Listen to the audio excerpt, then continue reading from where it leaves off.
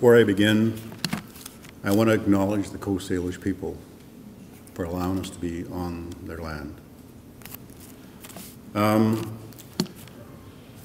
began to think about what I was going to say tonight, and I'm no expert on the justice system, but I know a lot about what's happening to our Aboriginal community in this country and in this province.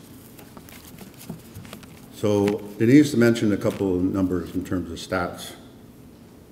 The Royal Commission in 1991, basically gave a report out stating that while our population only represents 2.7% of the total population of Canada, yet 18.5% of the jails are filled with our people. I look at those numbers even further in terms of those numbers, the way they break down. Those nations, First Nations, for example, represent 68% of the population in those federal prisons. 28% Métis and 4% Inuit. And so when I look at that, even when you come further west, you talk about the provinces of Saskatchewan, Alberta, and out here in the west in BC, that representation is even much higher. 60% is comprised, 60% of our Aboriginal population is comprised of in the jail systems. And women are even more overrepresented in that system. 30% of the population are women in the prison systems, which is higher than what the men represent in that system. So I look at those kinds of experiences in terms of what we've witnessed during my time as working in this field, is that the answer is not putting people in jail for longer periods of time. And when you look at those numbers based on the stats that we see, it's really an unfair system, particularly for Aboriginal people. It's a very racist system, and Aboriginal people tend to stay in those systems much longer than non-Aboriginal inmates. And so I wanted to also compare this to something I think that has a lot of history with us, the residential school system. This is a government-imposed system that was imposed on an Aboriginal community in this country.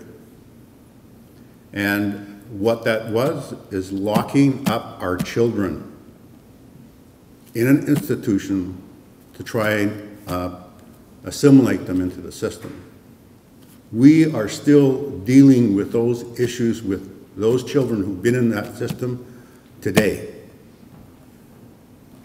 An organization like mine has grown substantially in the last 12 years that I've been in this community. I've grown from an organization of 26 staff to over 70 staff, based on what's happening in our community.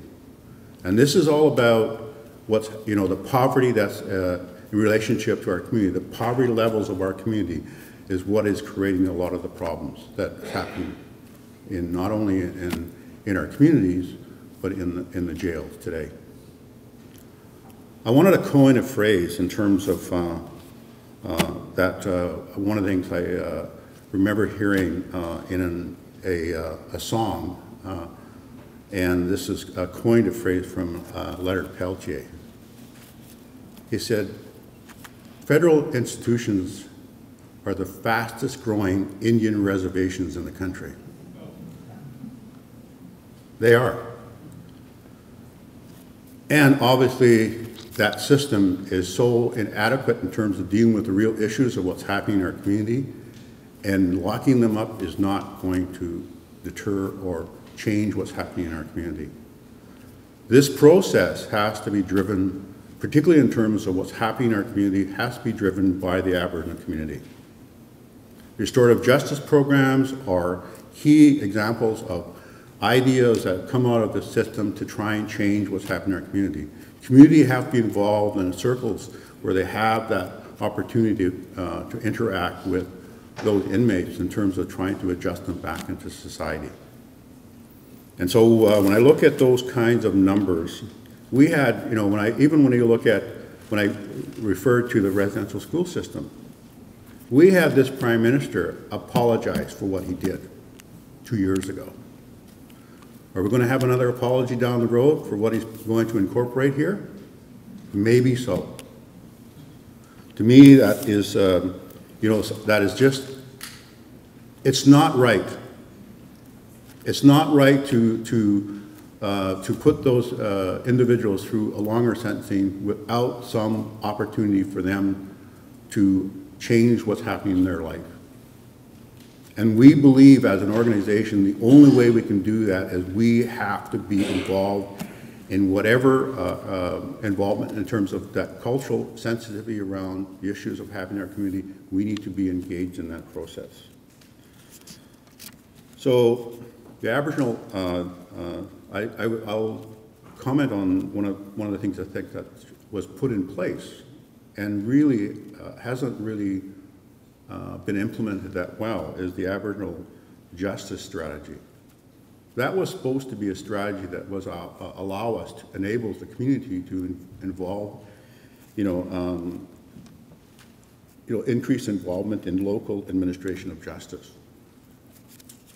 Those programs are,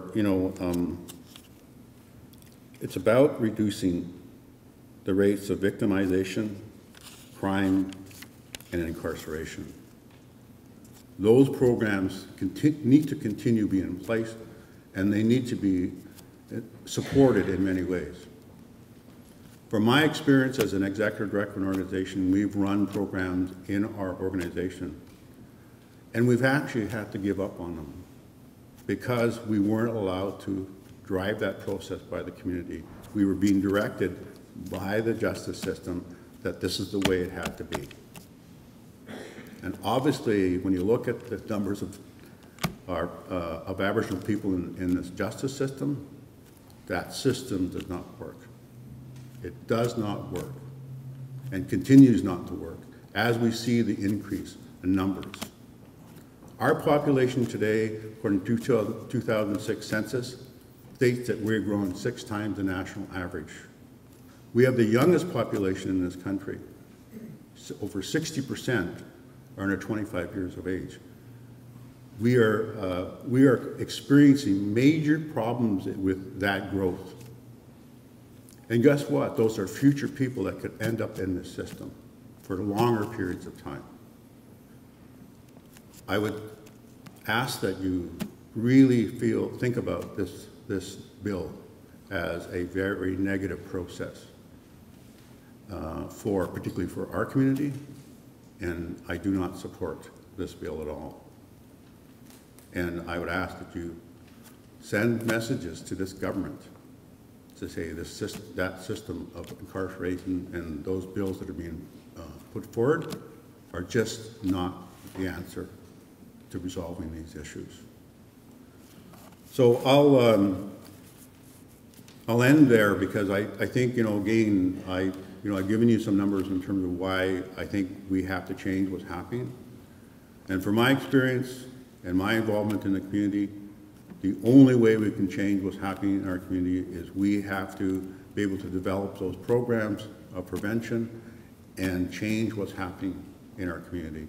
And hopefully in the future, we will see less people in the system and less of our children in the care of the Ministry of Children and Family Services.